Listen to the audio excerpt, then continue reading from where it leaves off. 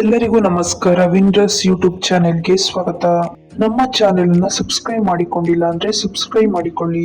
ತ್ರಿವಿಕ್ರಮ್ ಹಾಗೂ ಧನ್ರಾಜ್ ರವರು ಈ ವಾರದ ಕ್ಯಾಪ್ಟನ್ಸಿಯ ಟಾಸ್ಕ್ ನಿಂದ ಹೊರ ಉಳಿದಿದ್ದಾರೆ. ರೌಂಡ್ ನಲ್ಲಿ ಎಲಿಮಿನೇಟ್ ಆಗಿದ್ದಾರೆ ಅಂತ.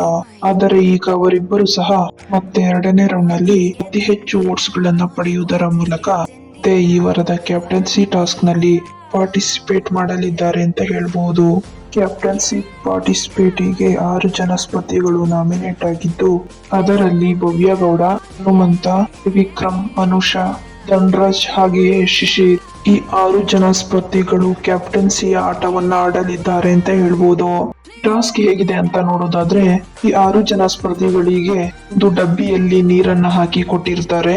ಗಾರ್ಡನ್ ಏರಿಯಾದಲ್ಲಿ ನೀರನ್ನ ಹಾಕಿ ಕೊಟ್ಟಿರುತ್ತಾರೆ. ಗಾರ್ಡನ್ ಏರಿಯಾದಲ್ಲಿ ಒಂದು ಸ್ಪೇಸ್ ತರ ಒಂದು ಆಕಾರವನ್ನ ಮಾಡಿರುತ್ತಾರೆ. ಅದನ್ನ ಸುತ್ತುತ್ತಾ ಇರಬೇಕು. ಸುತ್ತುತ್ತಾ ಇರುವಾಗ ಮುಂದೆ ಇರುವ ಸ್ಪರ್ಧಿಯ ಬಾಕ್ಸ್ ನಲ್ಲಿರುವ ನೀರನ್ನ ಖಾಲಿ ಮಾಡ್ತಾ ಹೋಗ್ಬೇಕು. ಈ ತರ ಯಾರ ಬಾಕ್ಸ್ ನಲ್ಲಿ ಹೆಚ್ಚು ನೀರು ಉಳಿದಿರುತ್ತೆ ಅವರು ಈ ಟಾಸ್ಕ್ ನಲ್ಲಿ ವಿನ್ ಆಗುತ್ತಾರೆ. ಯಾರ ಬಾಕ್ಸ್ ನಲ್ಲಿ ಕಡಿಮೆ ನೀರಿರುತ್ತೋ ಅವರು ಎಲಿಮಿನೇಟ್ ಆಗ್ತಾ ಹೋಗ್ತಾರೆ.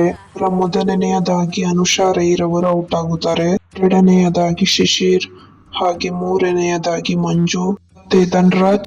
ನಂತರ ಎಲಿಮಿನೇಟ್ ಆಗಿ ಉಳಿದಿರುವಂತ ಭವ್ಯ ಗೌಡ, ತ್ರಿವಿಕ್ರಮ್ ಹಾಗೆ ಹನುಮಂತ ಉಳಿದುಕೊಳ್ಳುತ್ತಾರೆ.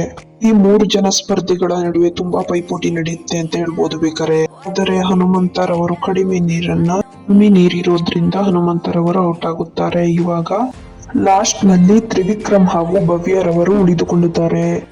ಆದರೆ ಈ ವಾರದ ಎಲಿಮಿನೇಷನ್ ನಲ್ಲಿ ಕ್ಯಾಪ್ಟನ್ಶಿಪ್ ಅನ್ನ ಯಾರು ಪಡೆದುಕೊಳ್ಳಬೇಕು ಅಂತ ಮುಂದಿನ ವಿಡಿಯೋದಲ್ಲಿ ನೋಡಬಹುದಾಗಿದೆ. ವಿಡಿಯೋ ನೋಡಿದ್ದಕ್ಕೆ ಧನ್ಯವಾದಗಳು. ಹಾಗೆ ಸಬ್ಸ್ಕ್ರೈಬ್ ಮಾಡೋದನ್ನ ಮರಿಬೇಡಿ.